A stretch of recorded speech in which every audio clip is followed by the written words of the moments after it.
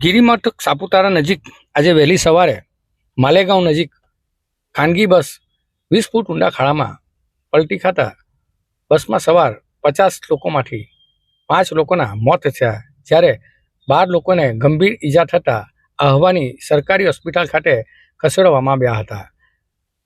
આ બસ મધ્યપ્રદેશના ગુના ગામેથી ચારધામ યાત્રાએ 4 બસો નીકળી હતી, જેમાંની એક બસના ચાલકે સ્ટીયરિંગ પરથી કાબુ ગુમાવતા આ માલેગાંવ નજીક આ ઘટના બનવા પામી છે.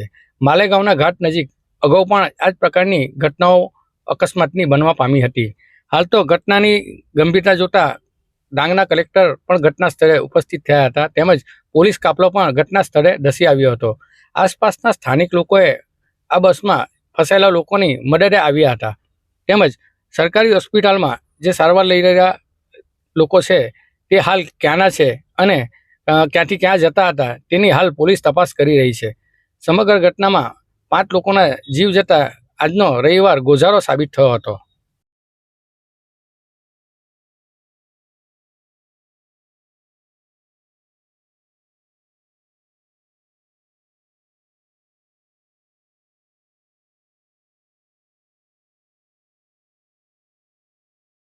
गुजरात ही पार करके जा रहे थे तो ड्राइवर ने पीला की थी दारू।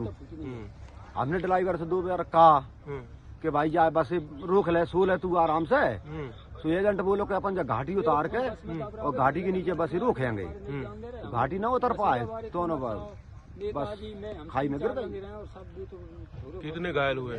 घायल है अब हमें 53-54 आदमी है सवारी बस में, इनमें 4-6 तो ज्यादा सीरियस हैं। Bureau report AB48 news Bardoli.